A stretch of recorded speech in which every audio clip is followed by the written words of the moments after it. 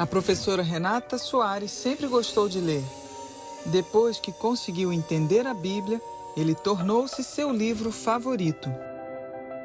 Todos os dias eu queria assistir novela, mas eu queria ler a Bíblia, mas eu não conseguia ler a Bíblia. Ficava só querendo ler a Bíblia, mas não tinha aquele... Ela não sabia interpretar. Aí meu marido foi quem me apresentou o Show da Fé. Era bom demais assistir o missionário pela televisão.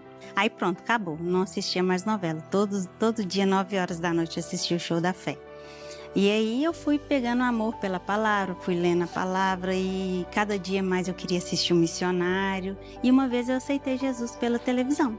O missionário fez o apelo, meu marido falou: amor, não faz isso não, isso aí é sério. Eu falei assim, mas é sério, eu quero aceitar Jesus. E eu aceitei Jesus pela televisão. E assim eu fui tomando amor e eu falei assim, eu tenho que achar uma igreja da Graça aqui perto de casa. É onde eu achei a Igreja da Graça de Venda Nova. Recém-casados, Dilson e Renata moravam em um imóvel da família. Mas o alvo do casal era conquistar a casa própria. Quando a gente decidiu casar, a gente começou a pagar um consórcio. Fomos morar no apartamento da minha sogra. Aí que também era novo, ninguém tinha morado ainda nele. Casamos, nós moramos lá 5, 6 anos. E aí a gente pagando esse consórcio, foi chegando no finalzinho, eles falaram assim, ó, você tem que achar já a casa para você poder estar comprando. E aí nós começamos a rodar, procurando casa. Olhamos várias casas. Eu achei uma casa num valor e aí ele falou assim, fora de cogitação, tem sem chance a gente comprar essa casa. A gente tinha um consórcio, só que em relação ao valor da casa, ele era, acho que nem era metade do valor da casa. Aí eu falei, essa casa não vai dar pra gente. Só que na hora que eu vi isso, eu escutei a voz de Deus falando assim, mas o seu pai é dono do ouro e da prata. Aí eu falei assim, mas o meu pai é o dono do ouro e da prata. Até que então ele ainda não cria, né, no mover de Deus. Mas eu peguei e fiquei firme. Aí nós já fomos entrando nessa casa aqui e eu já profetizando, né? Falei assim, amor, se essa casa tiver que ser nossa, Deus vai abençoar e nós vamos gostar. E essa casa era a casa que eu tinha visto lá no serviço, que falou assim que a gente não tinha condições de pagar. Era considerado como uma casa de luxo, sabe? E aí, assim, tinha portão eletrônico, tinha tudo. Casa novinha, nós entramos pra cá, foi primeiros moradores. E aí eu fui e falei com o pastor, né? Nós estamos para receber um consórcio e a gente não tá tendo condições de sair o valor do consórcio, mas eu já determinei que aquela ali é a casa que a gente quer. E aí nós fomos orando, eu fui orando. Uma vez eu tava ajoelhada na cama, aí eu fui ler um versículo e eu li um versículo que falava assim, que até os pássaros têm casa, além do que Deus não vai dar para nós, né? A gente não tinha dinheiro de entrada, eu não sei o que a imobiliária fez, eu só sei que ficou tudo embutido, a entrada, a documentação da casa, ficou tudo embutido e Deus deu a vitória pra gente e hoje a gente mora nessa casa. Deus abençoou, a gente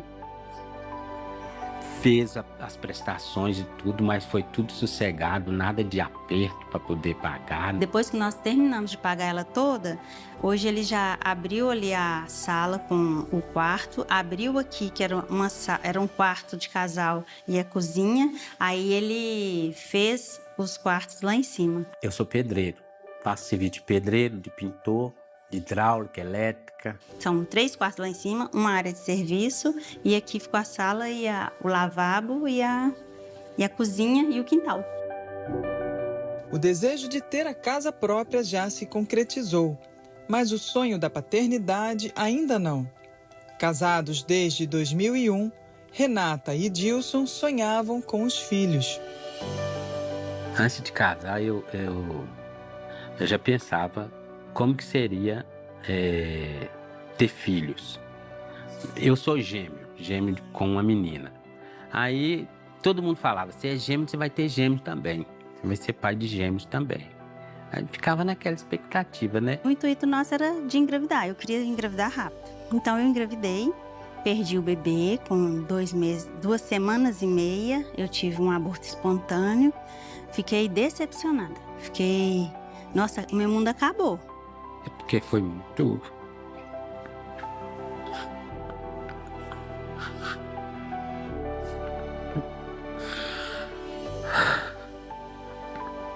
Quando eu fiquei sabendo que ela tinha perdido o neném, a gente ficou muito chateada e tudo, né?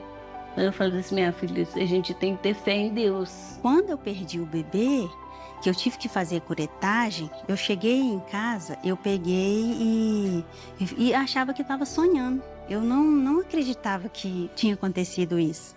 E aí eu peguei, isso foi numa sexta-feira. Quando foi no domingo, eu falei assim, hoje eu vou na igreja. Aí meu marido falou assim, mas você acabou de fazer uma curetagem? Eu falei assim, não, mas eu vou na igreja.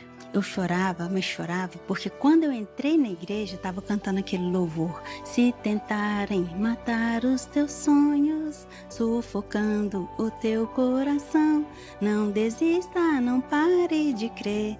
Aí eu falei assim, nossa, tudo é Jesus falando comigo, né? E eu via que meu sonho não podia ser acabar ali. E aí passaram-se os tempos, né? Eu falei assim, nossa, eu não consigo mais engravidar. E todo mundo falando assim, fazendo a curetagem, você vai engravidar rapidinho. Não tem importância.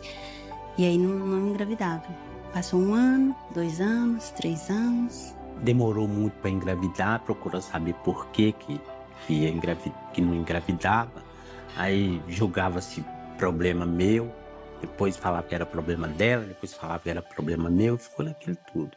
Médico, um falava uma coisa, falava que é assim mesmo, que quando for que acontecer, vai acontecer, você não precisa ficar desesperado. E comecei a fazer os exames. Falei assim, não, ele deve ter algum problema. Mas eu sentia muita dor, muita cólica. E aí, com aquela cólica, eu falava assim, tinha que ter algum diagnóstico, tinha que ter alguma coisa para eu saber o que era. Teve humilhação. Cheguei até a questionar. Por quê? Todo mundo tem filho. Aí vem as propostas da gente para Deus. E se Ele me der um filho, eu faço isso, aquilo. Um colega meu do serviço falou comigo, Renato, você fala que você não consegue engravidar e tal. Tem uma médica que ela é muito boa. Acima é Deus, e ela fez vários tratamentos, vários exames para a gente ver para descobrir o que você tem, para você poder estar vendo. Até então eu falava assim, mas Deus é que vai me dar a vitória, Deus que vai me dar a vitória. Mas um dia eu assisti numa pregação, o pastor falou assim, primeiro descobre qual que é o seu gigante para você poder recorrer. O casal procura um médico que solicita exames ginecológicos para Renata. Ele pegou e falou assim, vamos fazer um exame que chama histerosalpingografia.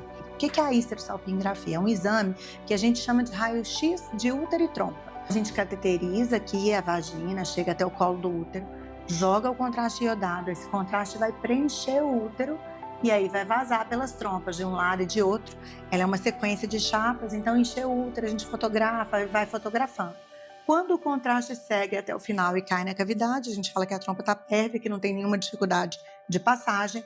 E quando existe algum tipo de obstrução, o contraste para num pedaço ali da trompa e a gente vai ver que ele não progride no raio-x. Então a gente faz o exame de histerosalpingografia, o contraste ele contorna o útero e depois ele começa a passar pela trompa. Isso aqui é a trompa esquerda dela passando, mas ela está um pouquinho grudadinha no útero, ela não é uma trompa que está alongada direitinho. A trompa da direita ela enche um pouquinho e depois você não vê ela enchendo. Então você imagina assim, se isso é uma paciente de endometriose que tem um processo inflamatório, a trompa da esquerda dela é pérvia, apesar de não estar na posição e com uma mobilidade igual a gente precisa, ela é pérvia. Então, essa paciente pode engravidar com mais dificuldade, às vezes pode acontecer, sendo que do lado direito aqui não passou o contraste. Aí o médico pegou e falou assim, descobrimos que uma tuba uterina sua é obstruída e a outra é totalmente obstruída. Uma é parcial, mas é a finurinha de uma linha. E nessa, a gente vê que não tem como você engravidar. Eu falei assim, não tem importância, doutor. Eu creio que eu tenho um Deus que eu sigo, que Ele vai me dar vitória. Aí ele, como assim? Eu falei assim, não, eu creio que Deus vai fazer um milagre. Se os homens aqui da terra não tiver jeito, não tiver como, eu creio que Deus vai fazer. E foi para a médica falou assim, explicando o exame. Isso aqui é a passagem do espermatozoide para o óvulo, que é onde que vai acontecer a gestação. E não tem essa passagem, então ela não vai engravidar de maneira normal. Eu fiz acho que uns 7. Todos os exames que você fez, a gente vê que está obstruído. Mas a gente pode tentar desobstruir. Eu vou tentar jogar um remedinho, mas todos que eu fiz, nenhum, ele não conseguiu êxito nenhum. Em 2008, Renata foi internada no Hospital Felício Roxo, em Belo Horizonte, com fortes dores na região pélvica. Eu senti uma dor muito forte na barriga, que minha barriga inchou. A dor estava tão intensa, tão dolorosa, que aí o médico pegou e falou assim, ó, nós vamos começar a fazer ultrassom desde aqui de cima do estômago e foi chegando até na parte pélvica. Na parte pélvica ela pegou e falou assim, aí descobri. Aí a gente vai ver o que é. Aí descobriu que é a endometriose. Endometriose é uma doença inflamatória crônica, onde células do endométrio, que é a camada interna do útero, vão acometer outras partes fora da cavidade uterina. Quando essas células elas inflamam, sangram dentro da cavidade abdominal, é o que vai gerar a dor intensa na paciente. O útero ele tem várias camadas. Quando a gente faz ultrassonografia, a gente consegue identificar o endométrio, que é a camada interna, o miométrio, que é a camada muscular, e a serosa, que está voltada para fora do útero. A gente não tem uma explicação exata hoje como a doença de endometriose acontece, como que essas células vão parar fora do útero. Mas existe uma teoria que explica que quando o endométrio, a camada interna, descama, o sangue pode escoar pela vagina, mas ele também pode refluir aqui pelas trompas e cair com as células do endométrio dentro da cavidade abdominal. E essas células irem se depositando e ficarem recebendo um estímulo hormonal o tempo todo. O paciente com endometriose ela vai começar com uma cólica que não é normal. Essa cólica ela atrapalha a qualidade de vida da mulher. É uma cólica insuportável que não vai deixar ela ir para a escola, não vai deixar ela frequentar o trabalho, ela desmaia de dor, tem que tomar sempre remédio para melhorar. Isso aí não é normal. Essa dor não deve ser desvalorizada, tá? Pode começar com 18, 19 anos de idade ou até antes. Ela sente pontada anal. Ela tem uma dor pélvica crônica, mesmo não estando menstruada, ela vai cursar com essa dor.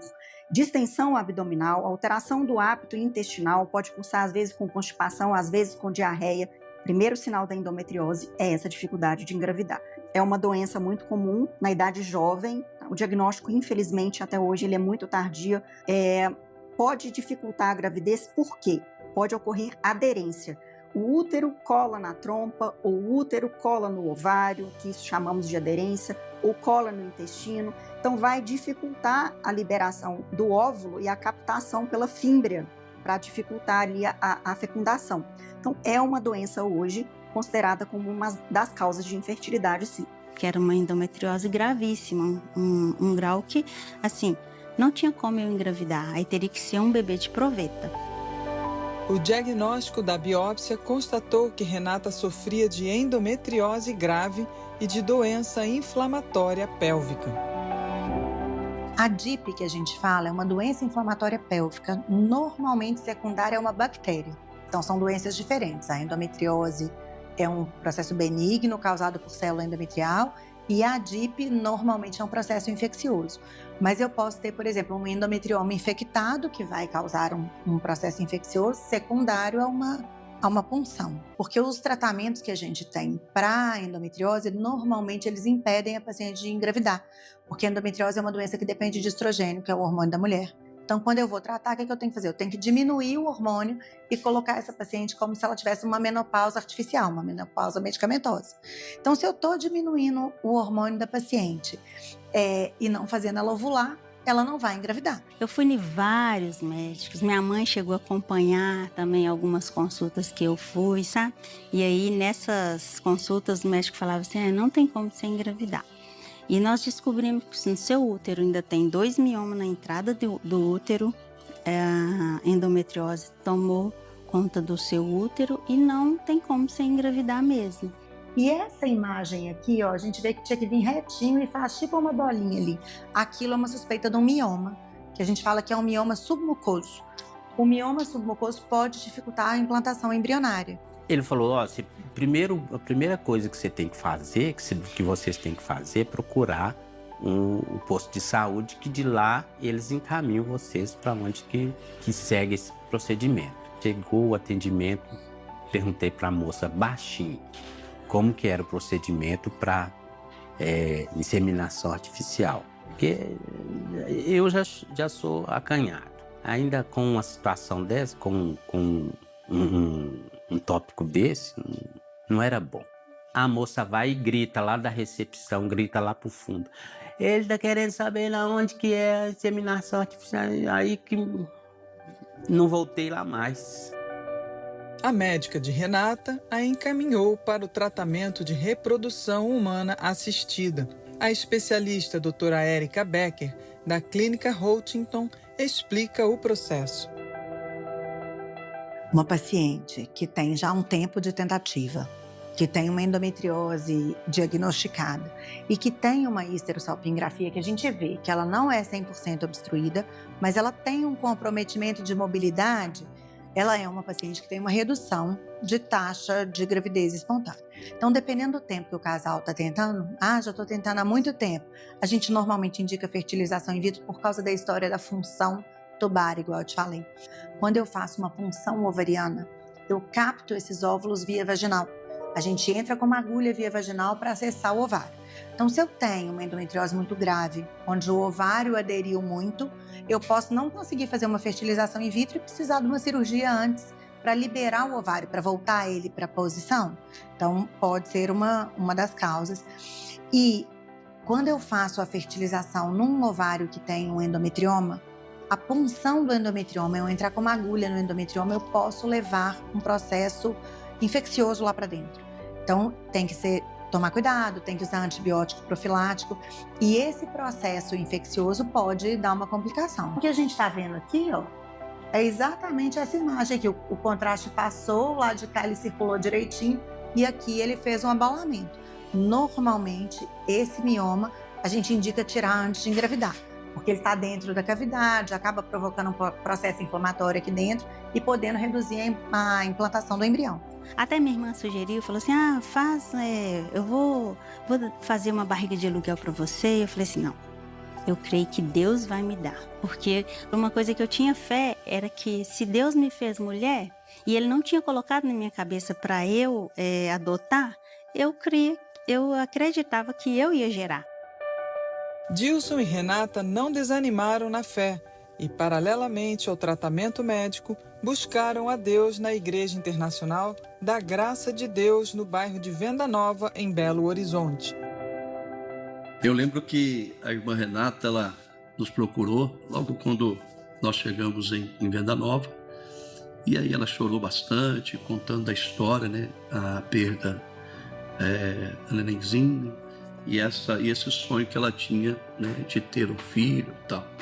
E eu no momento conversei, orientei, falei para ficar firme, que aquilo que é impossível para os homens é possível para Deus. Todas as coisas são possíveis. A Bíblia diz que tudo é possível aquele que crê. E aí falei para ela ficar firme, que nós íamos entrar em oração. As orientações do pastor foi principalmente do Alcione. O pastor Alcione, ele orientava muito, conversava muito. Falava como homem de Deus, né? Aí a gente ficava mais crente ainda, mais decidido, mais confortável. O pastor orientava, tem que crer, é pela fé que vai. Aí eu fui construir uma casinha de boneca para ela, casinha que ela podia entrar lá dentro da casinha, brincar e tudo. Mas na fé de que eu ia ser pai. Não ia ser vovó não, viu? Falei, vou, doutor, um dia eu vou ser vó. Eu falei, não vai não. Que nem sua filha, nem com inseminação. Assim, vai ser então só um milagre, né? Teve um médico que eu fui, que ele falou assim, você acredita nisso? Eu falei assim, pois eu acredito. Então eu falei assim, não, eu ainda vou engravidar. Até que um dia o pastor estava fazendo uma campanha na igreja de um portal de luz. Aí eu passei naquele portal mas eu senti uma presença tão linda, assim, da presença de Deus, que eu chorava, eu ria ao mesmo tempo, sabe? E eu falava assim, nossa, eu alcancei alguma graça, mas eu não sabia até então o que era. E nós iniciamos um propósito do portal de luz, onde as pessoas pela fé passavam entre o portal que acendia as luzes, representando, porque Deus nos tirou do reino das trevas e nos transportou para o reino de Jesus. E Jesus é a nossa luz. E quando ela passou, segundo ela, né, ela já sentiu no coração que Deus havia abençoado. E aí, quando eu passei naquele portal, eu lembrei, eu falei assim, Deus vai me dar a vitória ali. E aí a médica, voltei na médica e ela falou assim, faz uma ultrassom, e dessa ultrassom eu vou ver como que está o seu útero para eu pedir a curetagem desses miomas. Eu marquei o exame, fui lá para poder fazer a curetagem. Chegando lá, o médico falou assim, ó, e aí, você menstruou? Eu falei assim, doutor, não menstruei, foi só uma borrinha de café, assim, escurinha, né? Ele falou assim, você tá grávida? Eu, quem sabe, doutor? Aí ele falou assim, então você tem o teste de gravidez? Eu falei assim, tenho, que a médica sempre deixou comigo. Aí ela falou assim, então você vai, faz o teste de gravidez, vê se você tá grávida, se tiver, você pode ir e voltar na sua médica. Se não, você volta aqui que a gente faz a curetagem. Aí eu saí do consultório, liguei pro meu marido e falei assim, amor, eu estou grávida. Ele, como assim você tá grávida? O médico te falou? Eu falei assim, não, eu já sei que eu tô grávida. Ele falou assim, você tá brincando?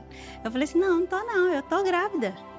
E aí na ultrassom que eu tinha feito, o médico falou assim, ó, não tem como você engravidar, porque seu útero tá todo tomado de sangue, a gente não tem batimento cardíaco, não tem nada, então a gente vai ter que limpar isso aí pra gente poder tentar fazer a inseminação. Aí eu saí falando com ele que eu tava grávida, e ele falou assim, como assim, amor? Eu falei assim, não, eu estou grávida. Ele falou assim, faz o teste de gravidez? Eu falei assim, eu faço, quem vai pegar é você, porque é você que tem a dúvida. E você vai fazer. Eu peguei e fiz o teste, aí ele pegou e falou assim, amor, você não tá grávida não, você tá gravidíssima. Um belo dia ela foi fazer o exame de sangue, acho que é porque ela já sabia que estava grávida. Por que ela ia fazer isso? Aí veio o exame com aquele monte de um número enorme, que eu nem sei ler. Ela falou assim, será que eu tô grávida? Por esses números aí, você tá gravidíssima. Porque não era normal. Pra mim não era normal. Não falei com você que eu estava grávida? Aí ele falou assim, mas como você sabia? Eu falei assim, é Deus, só Deus. Aí fiz os exames, a médica falou assim, Renata, estende a mãozinha pro céu, minha filha, agradeça a Deus que isso aí é um presentinho de Deus pra você. A melhor coisa da minha vida. É muito bom. Foi muito bom saber. Aí ela falou pra mim assim, mãe, eu também tô grávida. Então foi o presentão que ela me deu aquele dia. Naquele exame de ultrassom da translucência nucal, eu falei assim, Senhor, se tiver formado eu já quero saber o sexo, se é menino, se é menina. Porque Deus tinha me dado um nome de menina, Ana Beatriz. Eu amei esse nome, eu achei lindo esse nome. Eu falei assim, gente, esse nome é lindo. Aí eu falei, só falta agora eu estar grávida de menina. Aí, quando eu fui fazer esse exame, o médico falou assim, olha, que lindo, olha a mãozinha dela. Eu falei assim, dela? Aí meu marido, você tá brincando, né, doutor? Ele falou assim, não, tô brincando. Tô brincando, mãe, tô brincando, viu, pai? Aí eu perguntei à menina assistente, né, e falei assim, é verdade? Aí ele falou assim, ele não erra, não. Aí eu falei assim, eu sei quem que falou.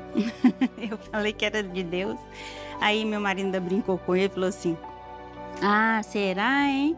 Aí ele falou assim, e se for menino, qual o nome você ia colocar? Eu falei assim, é Daniel. Ele falou assim, Daniel só se for o namoradinho dela, o médico, né? Eu falei assim, é Ana Beatriz. Aí eu falei assim, agora eu quero saber o significado desse nome.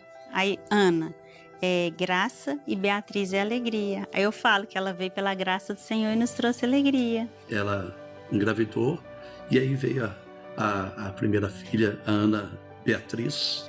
E aí tive uma gestação até o 6º mês tranquila. Quando deu o 6º mês eu tive uma dor muito forte. E aí o médico tive que ficar internada. O médico pegou e falou, fez os exames, até que descobriu que ela tinha debruçado em cima do meu estômago. Tanto que quando ela ficou grávida, Ana Beatriz, que ela internou no Otaviano Neves, eu encontrei o médico lá e perguntou para mim: o que você está fazendo aqui? Eu falei assim: olha, eu estou com a minha menina aqui, que ela está grávida. Ele falou: grávida de quê? Sua menina não vai engravidar. Eu falei: doutor, ela está aí. O senhor quer ver? Ela vai lá no quarto, tá? Eu falei com ele o quarto que ela estava. Aí ele foi lá e falou: realmente, ela está aí. Deus é quem opera. E falou assim, ó, você vai ter que fazer um repouso. Eu creio que nesse repouso foi para eu curtir a gestação. Porque eu estava trabalhando muito e não tinha tempo para nada, não tinha tempo para sair. E fiquei mais uns 3 meses em casa curtindo a gestação. E meu marido ficava, né, sempre me acompanhando, aonde que a gente ia. A médica falava assim: nossa, eu tenho que cuidar muito dessa neném, porque senão o Dilson que vai me pegar. Não, o Dilson tem que ficar olhando para o pai e olhando para a mãe. Quando eu fui ganhar ela, ele ficou lá no parto, carregando, ficou acompanhando.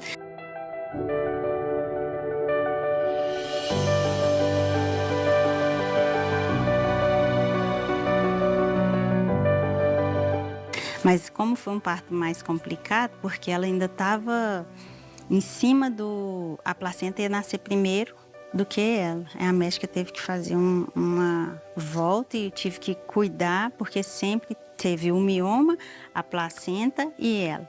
Então a médica fez e Deus deu a vitória, graças a Deus. É muito bom ser pai. Com 2 anos, quando a Ana Beatriz fez 2 anos, eu engravidei do Daniel. Que aí Deus é meu juiz. Deus bateu o martelo dele falando que é ele que é o dono do mundo.